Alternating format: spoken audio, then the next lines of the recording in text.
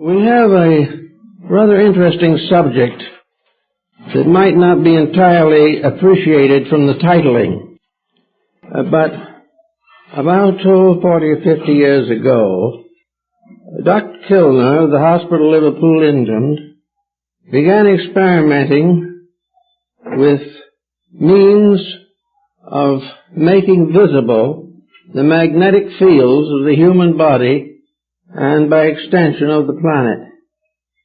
Dr. Kilner invented a screen which can be found and described in his book, The Human Atmosphere.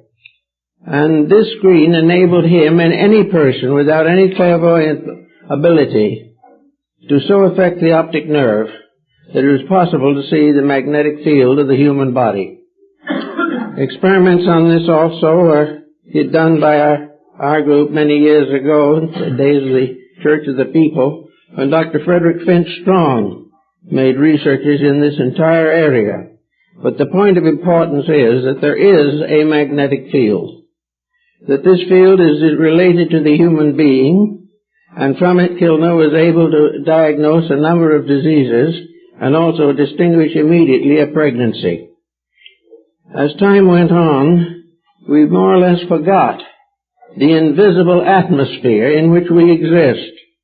We should have been reminded of it by television, for over the years at this time there are hundreds of different television channels in many countries, and these are all carefully separated in space, and in the magnetic field each has its channel and its place, and this doesn't happen in a vacuum.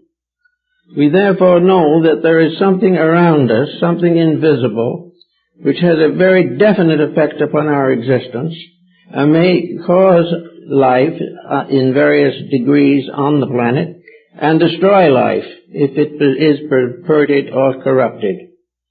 The human being's vital or magnetic field is highly protective. It is an atmosphere, so-called, that surrounds the body about 3 feet from the surface and is radiated from within through certain centers, the heart, the brain, the generative system, and certain ductless glands. This magnetic field does not just simply exist there because of a vibration. It is a strong defensive instrument. It was given to the individual to protect himself against outside contaminations. While this magnetic field is active, normal, well adapted to the needs of the moment, the individual will be resistant to nearly all forms of bacteria, will find it possible to be in contact with sickness without becoming sick, and is a great aid and help to certain nurses and physicians who must work in the areas of contagious ailments. This atmosphere is also not only physical, but it carries within itself a series of superphysical factors. For one thing, this atmosphere is susceptible of improvement or decline. Under proper training in thinking, constructive attitudes and so forth, this magnetic field becomes highly protective. If, however, it is corrupted by the individual himself, if he permits negative attitudes to take over, if he misuses the powers and faculties with which he has been endowed, the field begins to deteriorate. And the more it deteriorates, the more likely the individual is to suffer from external conditions. This deterioration is not only physical but magnetic, also physical, etheric, and emotional, and may extend as far as the mental life of the person. The earth is similarly equipped. It has a strong magnetic field of its own, which at the present time is in a miserable state of disorder.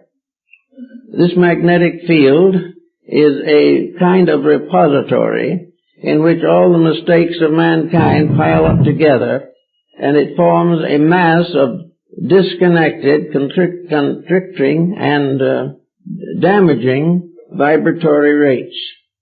We know at the present time, notice, that nature is becoming rebellious. We have not been willing up to the present time to assume that anything that we do can have any effect except to advance progress.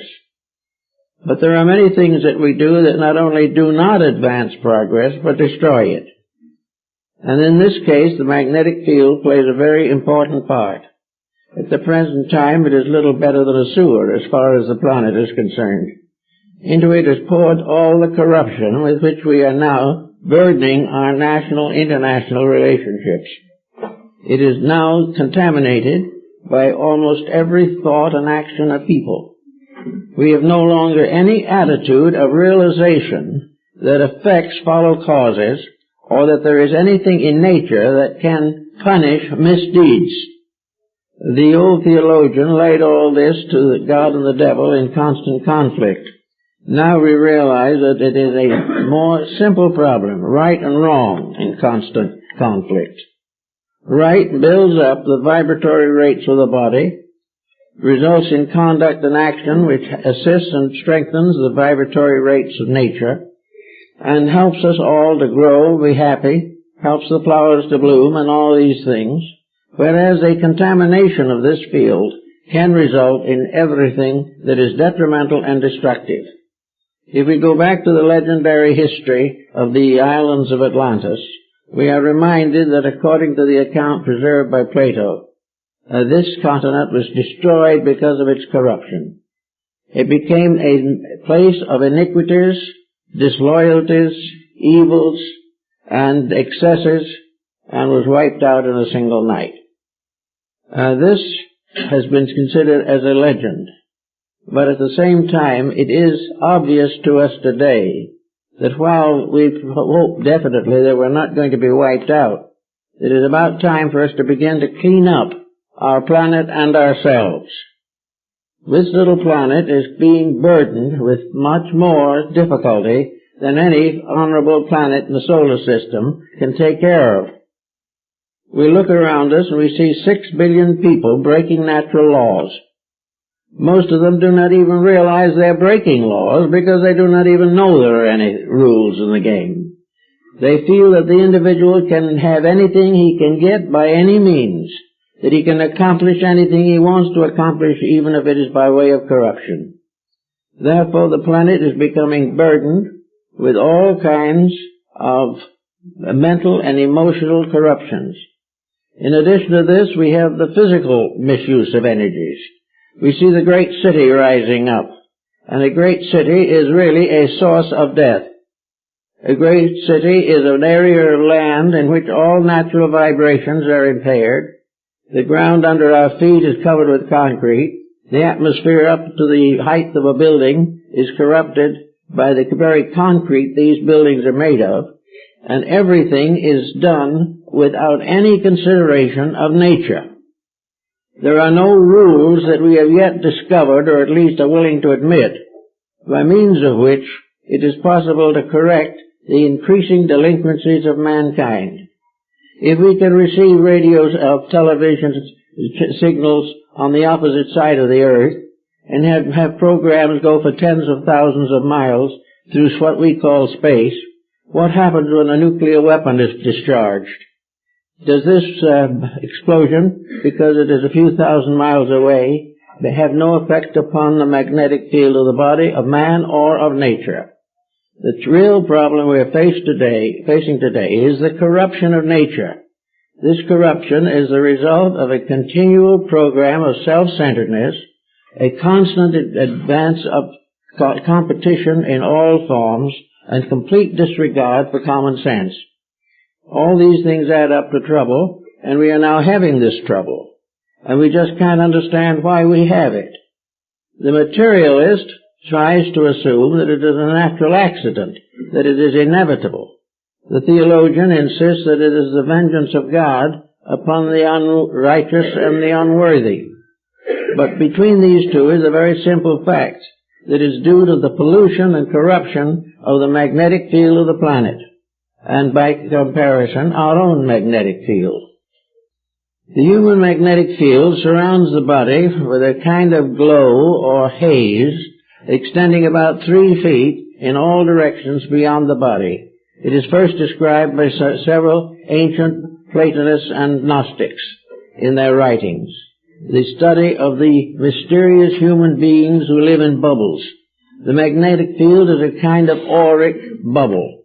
It contains the individual, it supports him, protects him, and provides his inner life with clothing necessary to its survival.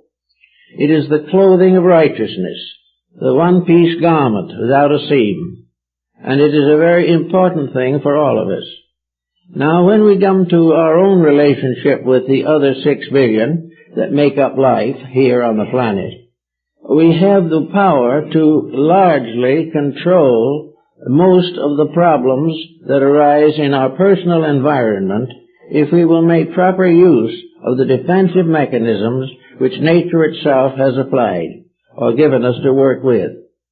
Now, out of all of this comes the realization that attitudes are the things that affect the magnetic field. And researches that have been carried on show that all emotional distempers, all outbursts of anger, all ulterior motives, everything that is destructive is transformed into a rate of vibration and goes to work on the magnetic field. In other words, the field should be composed of certain magnetic colors, very clear, very bright, and very beautiful. But when a temper fit starts in, those colors change. Little by little, every attitude that we have forms a color pattern in the magnetic field. It also goes further than this into the auric bodies of the higher parts of ourselves, the emotional and mental. These corruptions show that the vibration is sick.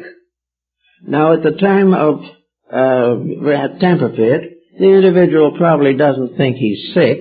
He just hasn't got good control of himself. He's disturbed, he's annoyed, and he feels that someone deserves a calling out.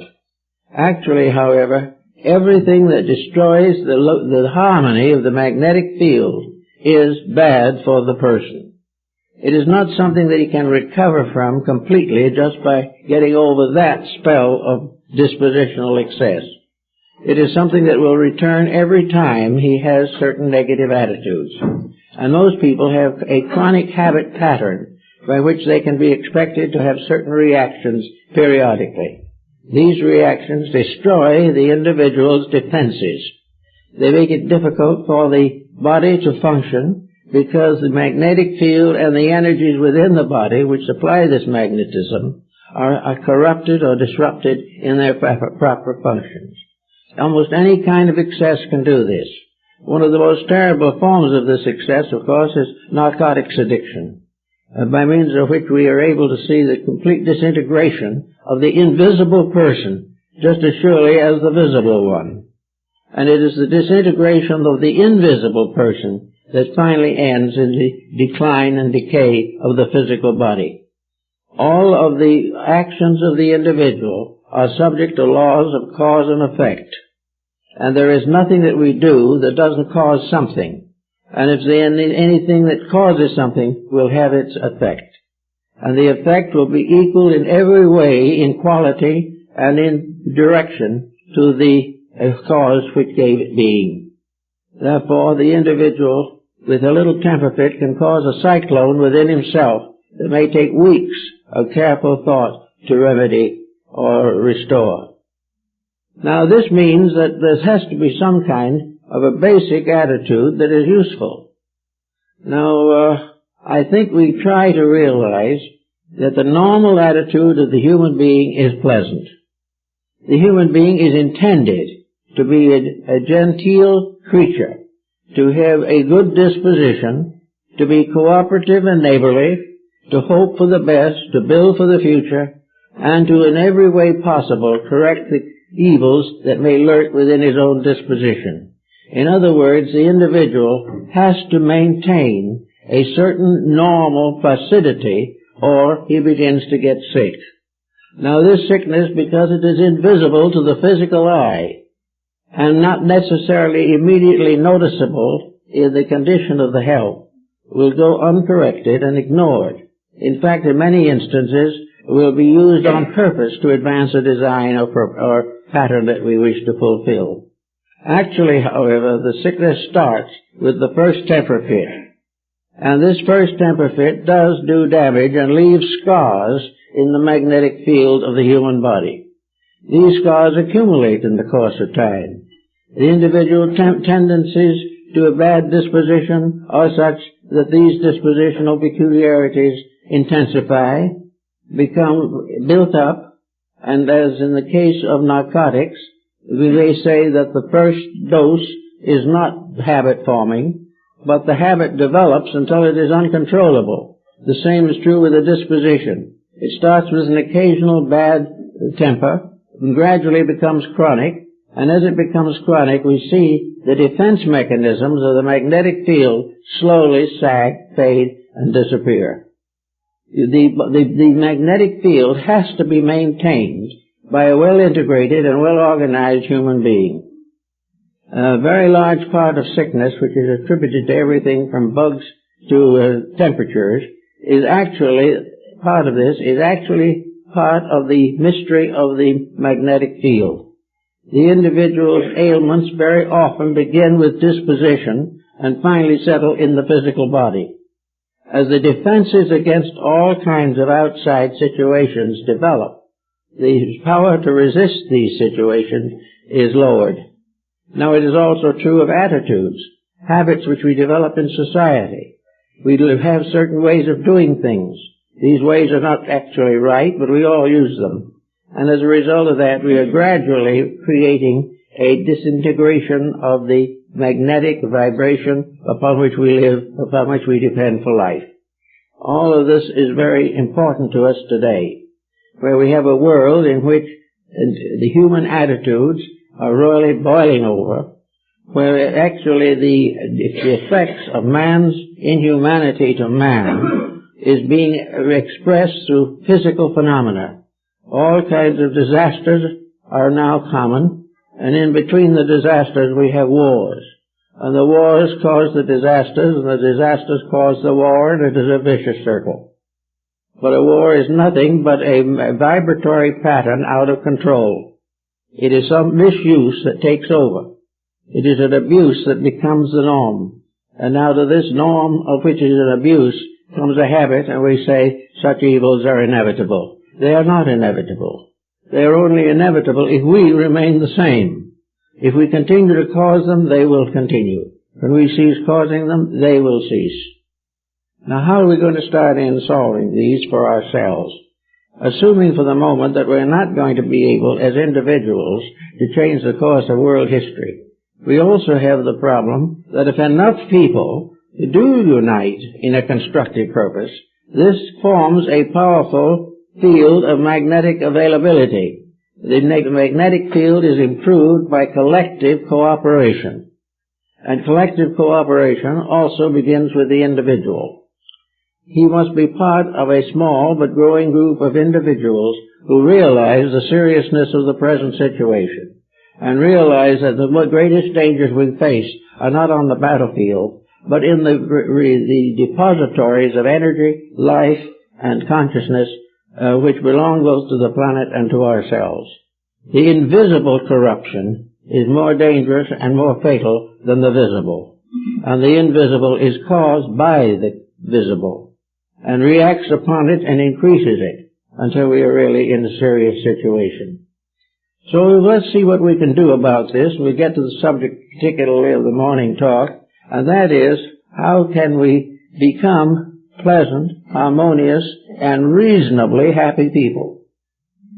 Now, as we say reasonably happy, because no one is going to be perfectly happy in this world. But we are going to do certain things because they are necessary. If we could watch through one of Mr. Kilner's screens and some other devices of a similar nature, we would see a placid person sitting surrounded by his magnetic field, his etheric double, his emotional body, and his mental body. And he would be seated in a rainbow of full and clear vibratory rates, which the optical system will interpret as color. These can also be interpreted as sounds, but more likely as colors. As these watch him, he gets mad at someone. The physical changes are slight. The corners of his mouth may go down a little, and he clenches his teeth or something of this nature, or let forth one of those great oaths by which the individual expresses displeasure. But the magnetic field, color changes immediately. As he says something that is unpleasant, he destroys a layer of self-defense. If he does it once, the scar tissue may heal up, and very little happen. But if it becomes habitual, this becomes a distinct defect, a lasting and corrupting scar in our armament against inharmony and corruption. If the magnetic field is sufficiently disturbed, it affects our memory, it affects our will, our morals, our ethics, and our general practices. Little by little, we become accustomed to the fatigues of civilization. We believe that it is necessary for us to be tired and worried, because that is the way the world is at the present time. But we might also note that very many things that we have today, many forms of equipment which we now regard as indispensable, is actually a mistake. It is a false condition, and this false condition is definitely detrimental to the world's and Earth's and our own personal magnetic fields. We are suffering not only from bad television, but from the magnetic field in which this is occurring, and the magnetic field in ourselves which is accepting it. We are now gradually subject to bad habits. It is just as much by bad habits as alcoholism or narcotics. The great city is a monument to bad habits. It is bad in almost every sense because it is unnatural, it's unrealistic, and unnecessary. But we call it progress. And to us, progress means to get into more and more trouble more and more often, until practically the trouble becomes continuous. Then we know we are progressive. We are progressing in the wrong direction. We are progressing back to a disaster rather than forward to a success. Now, to fight this problem ourselves, we can only do certain things. And that one of those things is to watch the harmony of the body and its functions. To realize that the body is an area of magnetic energy, and that this energy is subject to every kind of depletion that is possible to think of, and also that it is also the source of the progress of the person towards a better and fuller life. The main thing is that nature, in its own form, and as we received it in the beginning, is pleasant, right, purposeful, and according to the will of heaven and earth. Nature is forever a friend. It is always a source of growth and progress, and it is also an endless cause of beauty. But when we begin to misuse nature, then it gradually turns into a monster of unwieldy and horrible proportions. Nature abused becomes a source of tragedy for all concerned. And we have made no attempt to recognize that these difficulties lie in an invisible range that our physical perceptions cannot see. If we could see the natural corruption and disruption which we are causing, we would probably do something about it. But on the physical surface of things, we are aware only of trouble. And this trouble we do not trace to its real source. The trouble is always an enemy of some kind, but the enemy is usually ourselves. And this we do not want to accept because it interferes with what we term progress, which is to advantage the individual himself. He does not mind or care what happens to others as long as he has his own way. All this adds up to a very sad, invisible world that is getting into the same condition as the visible world. The only difference is that you cannot reform the invisible world by election. You cannot put new offices out there to run things. The only thing that will reform the invisible world is the correction of the mistake, to straighten out the corruption, and to return to the natural pattern which we were intended to live. Now, There's a lot of evidence accumulating about this. We are beginning to worry about it. We are beginning to realize that there is some relationship between this constantly increasing load of disaster and the personal disasters which we are causing every day. We are becoming aware that nations cannot have falling out without something else falling out.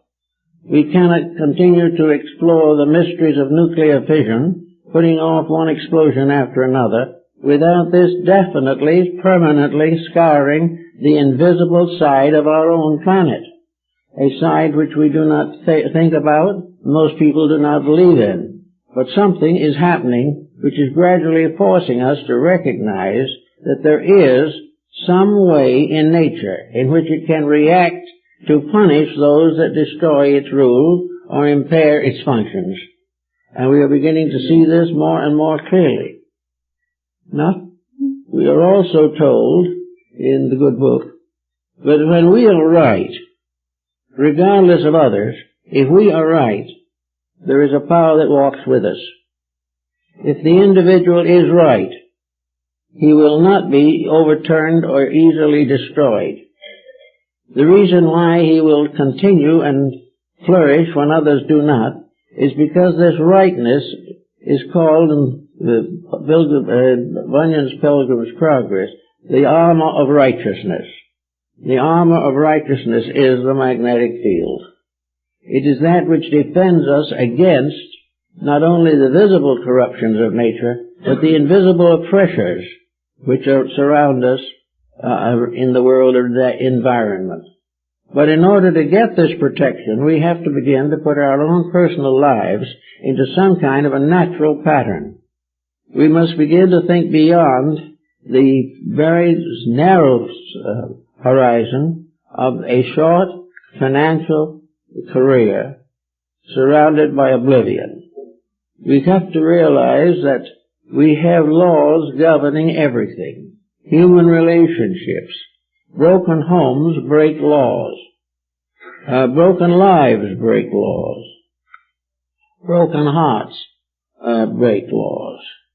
And our own various doings and believings have a very powerful effect upon the continuity and survival of our human species, along with most of the other forms of nature which we are sadly burdening at this time. So if we start out, we can say to ourselves, if I wanted harmony, if I really wanted to be happy and pleasant, what would I do to get it? And what will I do? And it must be something that I can do without injuring others. If I injure anyone else trying to do it, I frustrate the whole pattern. Therefore, it is some way in which I can be happy without hurting anyone. I can be happy without stealing anything. I can be happy without corrupting anything. That happiness results from being able to enjoy the virtues of nature and life, with which we were endowed, and which were given to us as a divine birthright. We were put here to make a beautiful garden. Not only have we allowed it to go to weed, but we have gradually corrupted it until it is becoming almost uninhabitable. This we must know, or we will follow in the way of old and ancient peoples, where the Hindus say in one of their sacred books, the great Earth Mother has shaken many civilizations from our back. And unless we want something to happen of that kind, we've got to correct ourselves, because nature will not allow us to fail. Therefore, when it gets to a vital point, a major correction is necessary, which will not be pleasant any more than punishing a wayward child is pleasant, but has to be. For in the long run, life has to survive, man has to grow, and the world has to unfold its potentials. Anything that hampers this long enough and continuously intensifying will be met by nature with an appropriate disaster. So we have to think more or less of this. Now the physical body with its magnetic field is a very interesting and complicated situation. Not only is this magnetic field the source of health, but it is also the continual fountain of restoration and improvement. The magnetic field is essential to the mental growth of the human being. It is essential to the social adjustments of humanity, and it is also very, very essential to the personal and group living of families and things of this nature. Most incompatibility is basically in the magnetic fields. And if this capacity is too great, if this incompatibility is too great, the magnetic fields will not permit the union to be fruitful, and they will have a childless home. Because with two magnetic fields in conflict, there cannot be a fertilization of the ovum. So that we have all kinds of factors to consider. But let's think for a moment how we could, each of us in our own way and with our own abilities, make things a little better. First of all, we can take disciplines. And disciplines come to us from almost all religions. And that is one of the reasons why religions have been in trouble so long. The disciplines are against our pleasures. The discipline in which we are told to do right is just too severe for us. We want to do what we feel like doing, and we will. And we rejoice in the fact that we've gotten away with it. We rejoice in the fact that we got what we wanted, even if it hurt someone else. But we got it, and therefore this is a success, and the rest is forgotten. But the part that is forgotten is the major part of the problem, because anything that is a success that is not lawful is a failure. Somewhere along the line, it is going to add up to disaster. The individual is not ruled by 10 commandments delivered from heaven. It is ruled by 10 commandments built into the very structure of the world in which we live. The laws of existence are all according to the laws of life. Everything that happens is either legal or illegal. There is no compromise. And wherever we are legal, we grow. Wherever we are illegal, something bad happens. So it becomes a very definite part of our need, of our life, of our purpose, and our survival, that we begin to discipline our own lives. Now, one of the disciplines that we can prove to be helpful is the state of happiness. Happiness, to us, is to get what we want. Well, in nature it is to do what we should. The individual who wants to truly be happy must keep the rules of living. Otherwise, he may have a few days of glorious dissipation and then misery. It is perfectly proper to consider the fact that the person who is right will be happy. Now, to do that, he must cleanse his mind and his life from the causes of unhappiness, and must get rid of the belief that his errors are the source of his happiness. He must begin to think back with nature into the rulerships of the various palaces of existence. So we have in our own personal lives the ability to clean house.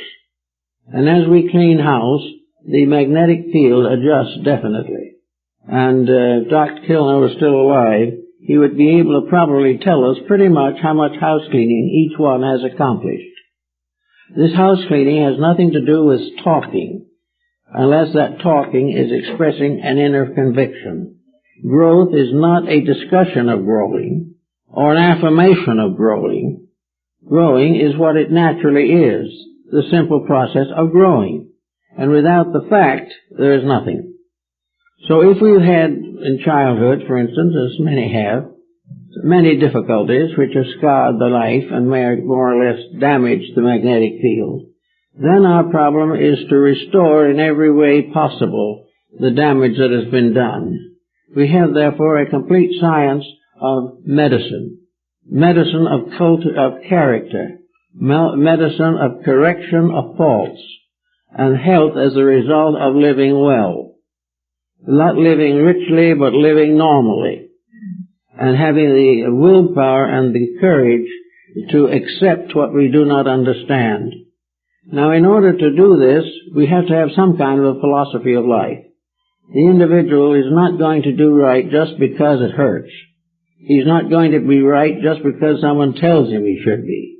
He has to have some kind of basic idea behind it all. And as we advance in the scientists themselves, to their great regret, are beginning to realize this. They begin to realize that they are not free agents to do what they please with natural forces, and then be proud of each other and award medals for breaking natural laws. This is something that we have to finally discover, and science is beginning to notice this, just a little here and there, but it is growing. That science will never be science until it proves why we have to be right. And when that happens, then science will begin to be scientific. Up to that point, it is completely theoretical and very largely conflicting. But assuming that we are looking now for an answer, we can begin by realizing that peace is one of the most vital things that we can possibly experience. And peace is the one thing that we are afraid of. We are afraid that peace will interfere with profit. We are afraid that peace will interfere with ambition, or with some of the inner motives of our own nature. But if we want to live and survive, and to earn a better destiny than we have now, we must begin to cultivate the quietude of constructive peace. Peace is not a waving of the flag or a parade. Peace is quietude based upon the realization of the purpose of nature. It is the realization of what we should do and what we should be. Peace is freedom from illusion, from deceit, and from all the faults and fallacies of life. Peace is to be normal. When you're at peace, the heart works normally, unless it's wearily worn out. When you're at peace, the circulation improves. The digestion gets better. The faculties begin to restore some of their strength. And peace plus a normal, pleasant, simple way of life. And a way with thought is always to protect the normalcy. That we can not only have better health today, but we can have a greater expectancy for longevity. We do not really wear out the bodies. We let them rot out from indifference or from circumstances which we regard as inevitable. Well, a few circumstances probably are inevitable. But where they are inevitable and right, they are so judged by nature. But where they are not inevitable and are still perpetuated, then they become dangerous interferences with the function of life. If we took the physical pulse of man, we know that when it's too high or too slow, the health is not good. But the magnetic field also has a pulse rate. You can see it, it flickers. It is as though it is breathing in a great rhythm. It seems as though that it has its own tone. The Chinese call this tone the Great Kun, because it represents the rhythm of the infinite. And this is the rhythm that goes on forever. And those who can tune into this rhythm also have greater extent of power and life and a greater future in life to come. So this pulse of the nature, if it is disturbed in man, requires attention. If this pulse is disturbed, usually there is a disturbance factor, which is either an accumulative disease, or else it is too much wear and tear, or too much use of destructive foods or elements. Actually, the pulse of the Great Kun is the rhythm of nature. And this is the rhythm the sages find. This is where the old immortals gather in the mountains of the moon and sun to live together forever in wisdom and understanding. The mountain tops of the future are related in a wonderful way to an invisible scenery which we cannot see. It is a qualitative scenery, a scenery in which beauty is the great predominant factor. If we are not beautiful, the scenery changes. And the scenery is what we call looking to the future. The individual inside himself feels in some way his adjustment with the scenery of his own attitudes. And as these attitudes become destructive, the scenery becomes distorted. If there is a great anger in him, the scenery breaks into a volcanic eruption. Nature has symbolic equivalents for all of the intemperances of man. And nature in the long run causes these intolerances and these mistakes to descend upon the human being in physical and recognizable form. But in the beginning they're all invisible. And as long as we can keep them invisible, because we do not tempt them into existence objectively, we are much better off. Now, how do we be happy when things are as they are today? The first thing is, if we have a proper understanding of life, we realize that the things that happen to us are all part of growth. They are part of the lessons that we must learn. They're what the Rosicrucians call the Abecedarian studies in the house of the Holy Spirit. Each of us has to win a certain amount of trouble, transform it, transmute it, redeem it, in order to grow. Now, at the moment, growth by means of improvement is not popular. Today, the idea is to avoid the pain, but do not change the cause. This is ultimately impossible. Whatever we have caused will come upon us. Whatever we deserve will come too. Therefore, the beginning of our happiness is to deserve happiness. Now, to deserve happiness means a certain constant vigilance over ourselves. This was what they started the ancient system of yoga. For yoga was a discipline of the mind, a discipline of the life in which it became dedicated and devoted to principles that are unchanging.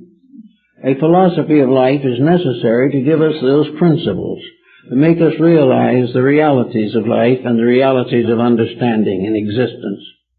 If we really believe in a God, if we really believe that the divine plan exists, if we really believe that this deity is benevolent and has as its primary intent the perfection of all that lives, then it is a time for each of us to go into partnership with this procedure and join in the process of self-improvement. We like to think perhaps that our sins await forgiveness, and that this forgiveness will wipe them away regardless of what we do, as long as we belong to the right denomination. But this is not actually true, and we all know it from experience. The narcotics addict comes to the same end whether he is an atheist or a theist, if he continues the habit.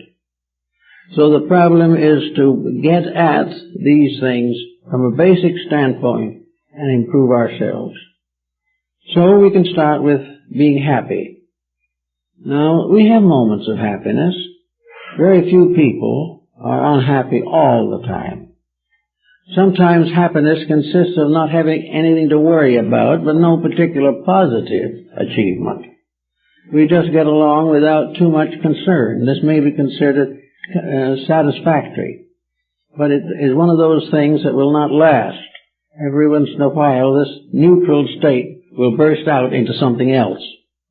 So happiness really means the gradual transmutation, to term it in alchemy, of the base elements of human nature.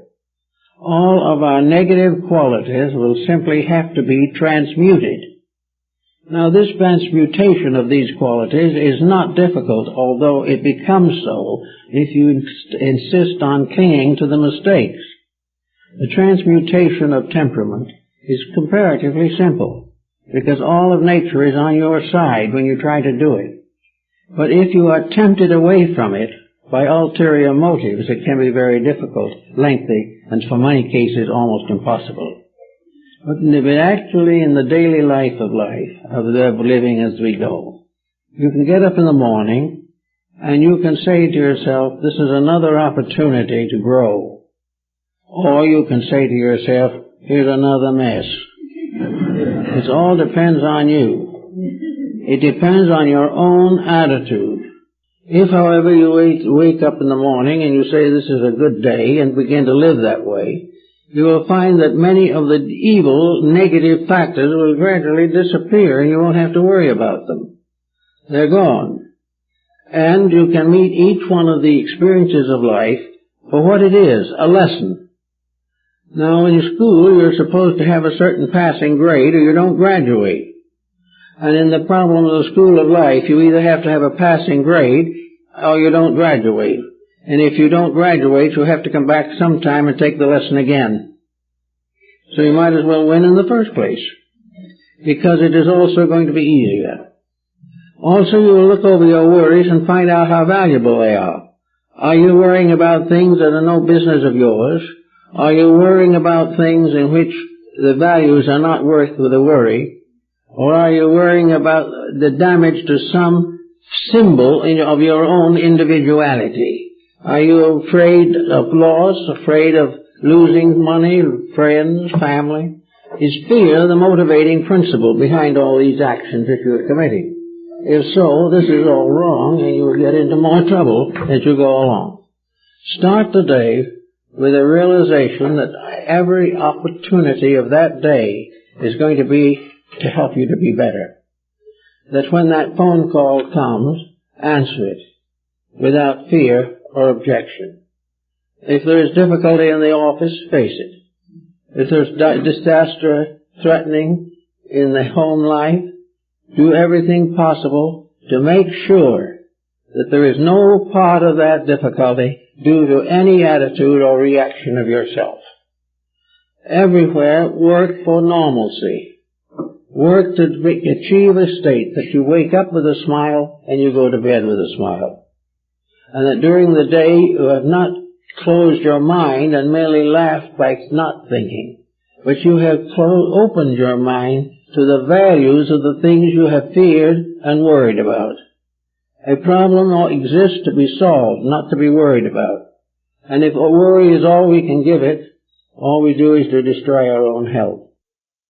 Also, all these mental and emotional attitudes do react upon the physical body. They react in lowering the function of the body. Now, as the physical body and its glandular structure are the sources of the magnetic field, the more the body is abused, the weaker the field becomes, until it is no longer able to protect us, and we can have great trouble from some slight cause. Always there's this great problem, that wherever, individually or collectively, we disobey the law, something is going to happen. And the only answer is to get back on the track and stay there until the problem is solved. To do this, you will also find very much improvement in health. You will find that you do not have nearly the needs for some health support. You will find that your doctor's bills will become less when you do more constructive thinking for yourself. This does not mean that just constructive thinking can take away a pain. This is not what we're trying to say. But constructive thinking can remove the cause which is manifested as pain. And very often these pains are of psychosomatic origin. The individual who is troubled all the time is sick all the time. And if they are not physically sick, they're mentally and emotionally ill. The only way to be happy, healthy, and contemporary is to face each problem head on. Solve it to the very best of your ability, and be able to solve it upon the background of a philosophy of life that is adequate. Now we can say to people, how do we know there is a philosophy of life? A lot of people deny it.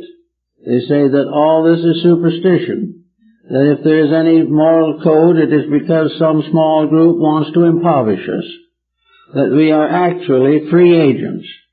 But that we are not free agents unless we are free of the delinquencies which impair judgment and integrity. I think the first thing that we have to realize is that wisdom is simply the internal function of the mind. Now, if you're looking at the magnetic field of the mental body, you will see that it is stratified and it also a constant flickering of light through it. If the mental attitude and the concept held is right, these colors remain clean. If we attribute to mind things that are not right, which are not really oriented, then these colors begin to fade, change, become dull, negative, and then we say we are a pessimist. That these things are all part of one tied-in structure of processes. Therefore, we can tell pretty well by the individual whether there is a God or not. The individual who is living well, doing the job well, has a happier personal existence, is being rewarded, if not directly by God, then directly by the laws which deity has established. There is no doubt that we live in a universe of laws that cannot be broken without suffering to ourselves. This is true of nations. Every nation has a national entity. It might be called a collective person. Every nation, every person from another country has a part of that country built into his psychological integration. It is a racial factor, it is a national political factor, and it is very often a physical structural factor by which this individual is differentiated from others. Over each of these complete groups, there is a racial, cultural entity. There is a compound vibratory pattern, a vibration, and a magnetic field of that particular race. These races, therefore, become entities in themselves, made up of millions or thousands of individuals. These races have also their destinies, and these destinies are very often afflicted. Sometimes these destinies, as a result of long neglect, are bad, but now we find that most of these destinies are being broken up, and these groups are mingling with others and gradually achieving a more normal relationship with total humanity. This is true of religion. Each religion is an entity. It has its own vibratory rate. It has its own function. It has its own followers and adherents. And it has its own right of survival. Each individual with his religion affects his magnetic field. Every religion affects the color of the auras of the emotional and mental bodies also. Our religion, therefore, becomes part of a kind of medication, an invisible medicine, which keeps the invisible part of ourselves in reasonable health. It is a kind of invisible tonic, something that is necessary. If, therefore, we break our own religious beliefs or damage them, then no other religious belief can really help us until we have mended our own. We cannot walk out any more than we can walk out of the race or nation to which we belong. All these things are part of a vast vibratory structure, which you can go on and align with practically every attitude, belief, and conviction of human beings. It is this that, therefore, that is the basis of growth and the basis of the necessary corrections that we face today. We are coming very close to a major division in time. I think we are reaching a point where the pressures of our own mistakes are becoming intolerable. It's just exactly like the individual who becomes an alcoholic. He reaches finally the state in which he becomes obsessed with peculiar beliefs and entities, and delirium tremens sets in. And when that sets in, the individual lives in a world of delusions. Well, in a sense, this type of delirium has already set in with humanity. We are living in a world of illusions. We are living in a world which we believe we can control, but we have never made any effort to actually control. The only thing we have tried to do is adapt this world and this conglomerate we belong to our personal desires. We want it to serve us, preferably at the expense of others. Sometimes we do not say preferably at the expense of others, but the things we want would be impossible unless we damage someone else. And all this is taken into consideration by nature. Animals have their group entities, and these group entities teach them the morality of existence. Animals follow their own laws, and follow them exactly. And if they differ from them in even a little way, the animal's life is threatened. An animal cannot be anything except harmonious with the pattern of itself, or it will perish. And the animal teaches, the mother teaches the young by example. A great wisdom is transmitted without a word. The wisdom is example, how to do it and survive. These creatures, all as the Buddhists have pointed out, have their spiritual leaders, sages and saints invisible to us, who have taken on the burden of taking care of the little brothers, taking care of the little ones that are not yet wise enough to take care of themselves, whose bodies and nervous structures are not sufficiently attenuated or sufficiently coordinated to permit the entrance of an individual entity. These things have to come with time. But everything works for harmony. Everything must harmonize with everything else. We will never really have a religion until all religions harmonize. It isn't necessary that we all believe alike, but it's necessary that what we do believe is right and for the good of all. Then we can go on with other points of the same thing. Music is another entity. Art is an entity. These things are magnetic patterns by means of which beauty and harmony are perpetuated. Pythagoras pointed out, and others after him, that every musical note has its adjustment with the universal pattern. Everything is one great plan, one great harmonious, happy unity. Except man will not permit it to do this. He insists on endangering it. He insists on damaging a beautiful necessity in order to achieve some cheap success of his own. So as we're coming time now towards the end of this century, the time has come for a more or less careful estimation of what's going to happen.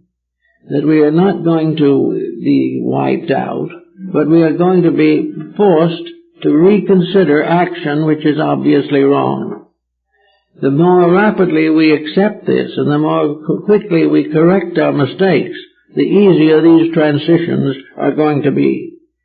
We will not have to suffer some horrible disaster if each of us as an individual that really tries to improve the allotment which was given to us in the beginning. Each of us has a certain magnetic keynote, a certain value, and if we live up to that value, we are safe. If we disrupt that value and fall below its level, we are in danger. And in danger we remain until we correct ourselves. Now, you know you're correcting yourself when you begin to feel good about things. When you say to yourself, all these things are working together for good. If you can begin to see the lesson in each problem, and by seeing the lesson dissipate the problem. By watching for opportunities to learn more about the life in which we exist, to gain greater sharing in life, realizing the value of unselfishness as against selfishness, the value of peace as against conflict. All these things we learn. Children can learn them.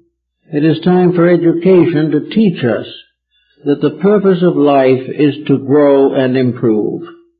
That the great work of life is not to be measured in a career here, but in an unfoldment of the basic character of the individual. Someday we may have a motor or a computer or something which can estimate the actual moral growth of human beings. They will find some way to measure whether the person is getting better or not. We have all kinds of medical devices now to diagnose ailments and in many cases to correct them. But we need a still greater instrument by which we can diagnose motives by means of which we can look inside of the individual or individual's activities and find why he does what he does. And if in so doing we find the answer to that what is selfishness, self-interest, and more or less competitive thinking, then that machine will tell us we're in danger. If, however, in checking it, we find that the person is kind, generous, gentle, non-offensive, very, very low and slow to develop any antagonisms, and if any exist, to correct them immediately. Very quick to forgive, and very quick, if not to forget, at least to transmute the thought from a problem to a form of growth. We are here to transform every action of life into some expression of becoming better.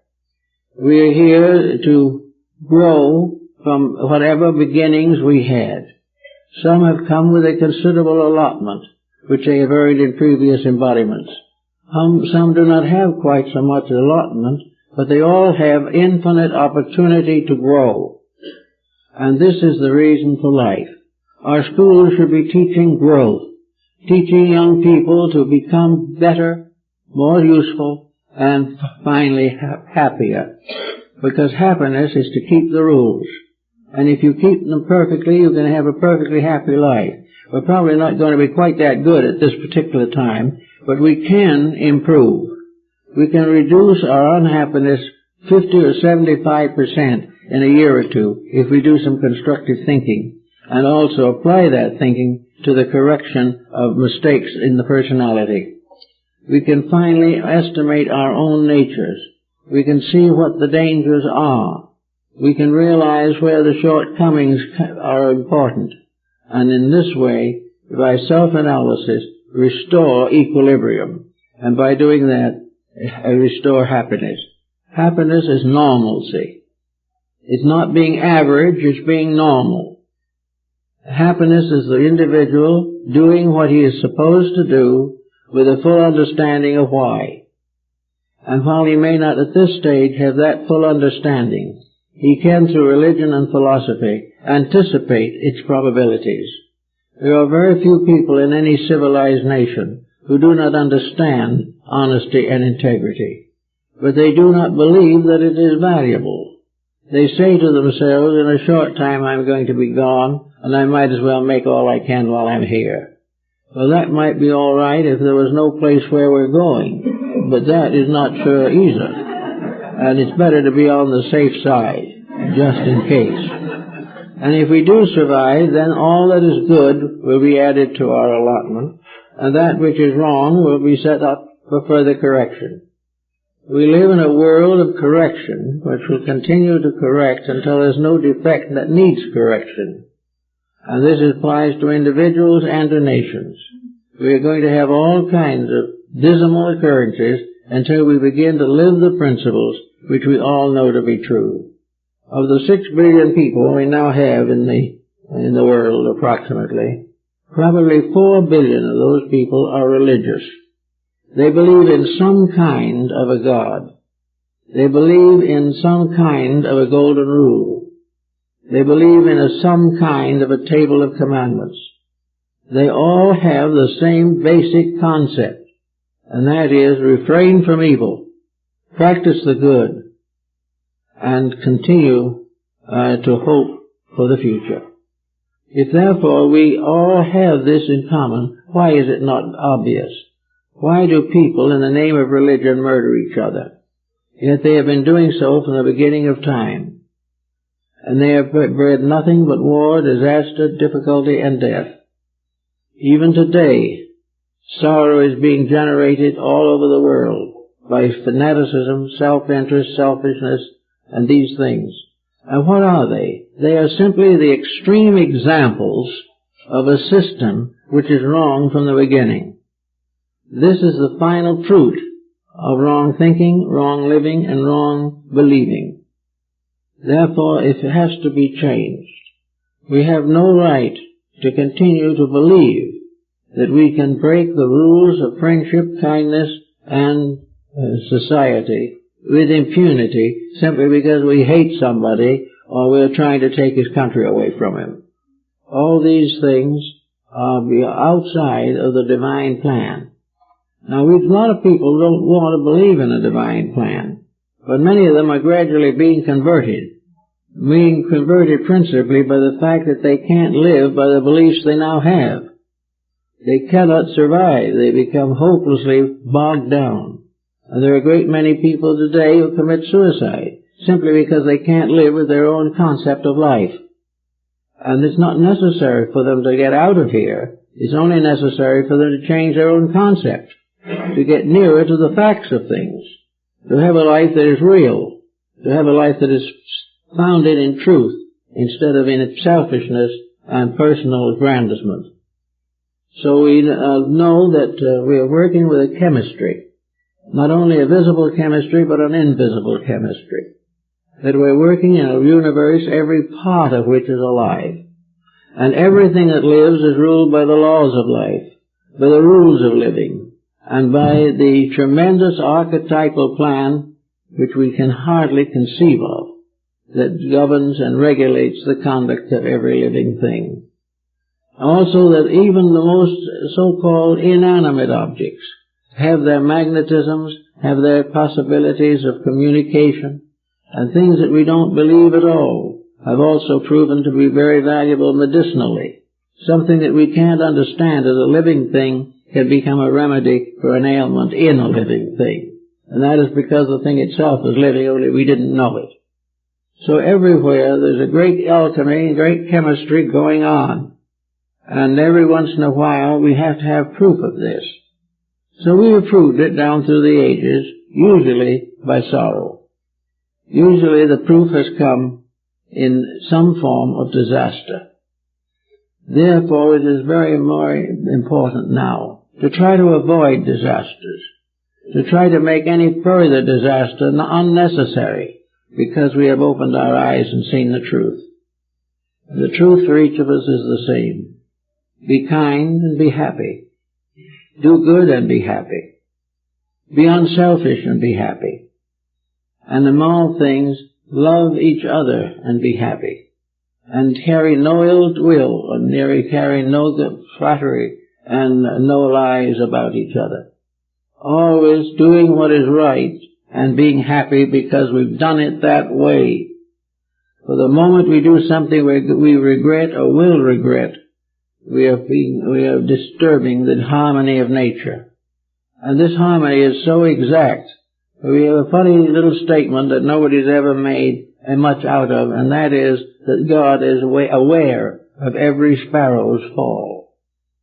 And this is probably quite literally true, because every little incident that occurs feeds this great reservoir of energy, and is a permanent part of an archetype that is developing. And everything that is unfinished business will have to be finished. And there is no person, no matter how humble or how apparently neglected they are, whose problems, projects, and solutions do not exist. They are all part of a plan. There is no thing alive or living anywhere in the universe that is not under law. And this law has only one purpose: the perfection of all that lives.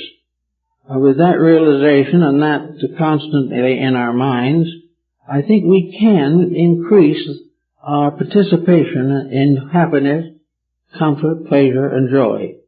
There's an old fable you probably know about the Indian emperor who was grieving over the death of his wife.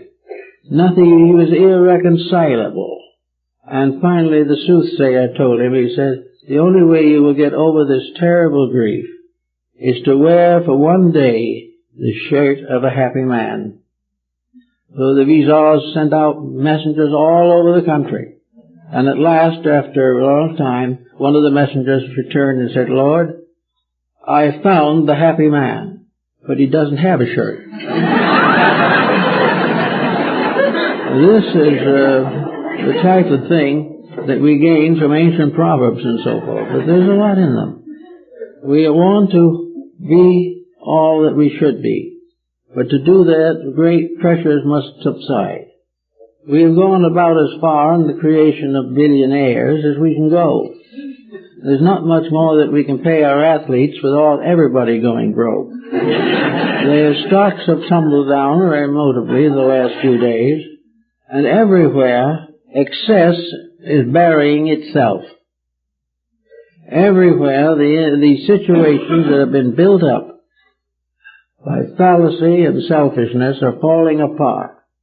We are looking now for likely candidates for future presidents and are having great difficulties finding them because we've not produced them. We have compromised everything. We have made compromise a way of life. And the individual who accuses another person of compromising has probably compromised also. It is just a case of using it when it's advantageous and forgetting it when it isn't. But all of these things show that we are having a decline which has to be corrected.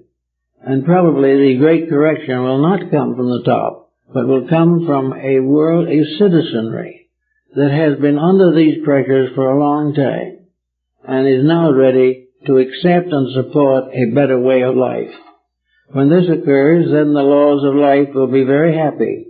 The magnetic fields will be bouncing around with pleasure, and we will all be much healthier, happier, and more informed. We will find the joys of things that are not based upon finance. We will find the realities of things within ourselves rather than in the accumulation of outward articles of one kind and another. We will no longer be searching desperately for wealth, which itself is one of the major forms of disaster, but we will be more interested in the cultural life of the race. We will be more interested in having a good home than having a great business. We will be much wealthier because we have the love of those around us rather than more money in the bank. Debt and all these things are part of a fallacy that is no longer necessary. And that fallacy doesn't have to be really have God point his finger right at it or something. We don't have to say, wait to hear the thunderous voice of heaven, because the God in us is the one who's going to give us the news. And that God in us is going to do it by the destruction of the vibratory facts and defenses that we have. When we break the laws of our own way of life, we will begin to find the magnetic fields disturbed, sickening, and while you can't see them, but you will feel them. You will know that something is going wrong. And little by little, these neglected fields will convey themselves to the body, where they will break down physical functions and deplete physical organs and make the survival of life impossible. So we start by keeping the rules, and then the rules will keep us. And if we keep the rules and they keep us, we can be happy. We can be happy with the realization that at last we have found a security based upon our own integrity, which is the only honesty that can be in nature. We cannot depend on someone else to save us. We must achieve our own redemption through the practice of the principles of good. And if we do that, each day we'll be a little more pleasant, a little happier, our friends will be better, and if we run across a situation that is disagreeable, we will find some gentle way of solving it. Solving problems without temper fits, without turning away from people we've known for years. All these things are foolish. The only thing that is necessary is to maintain a natural regard for life. We think of deity as something that loves everything.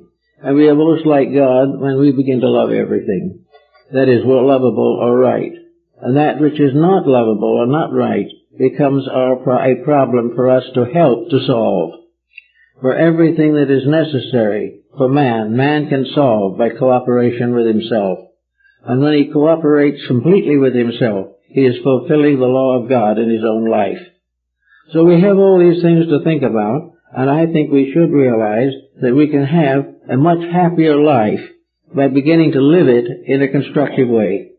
and that there's no escape, because there's inside of us this invisible energy field, and when we pervert it, it punishes us. And this is something we can't talk ourselves out of.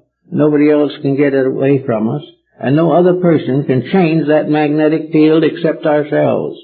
We can't have it corrected by somebody else. If there's a correction from the outside, it may give a temporary relief, but gradually the old patterns close off, and the individual goes back to the problem. The only way he can get away from the problem permanently is when he solves it for himself. It's the only way to be healthy is to be healthy yourself. No one else can bestow this upon you. And so in one way or another, we're all trying to do something worthwhile, and we believe that even if it doesn't solve everything immediately, that if we're a little happier about the way we live, and a little happier about other people, and very glad to see the success of others, all these things will help us to be better, healthier, wiser people, and have new friendships, and we'll learn to understand the inside parts of ourselves. Well, thank you very much.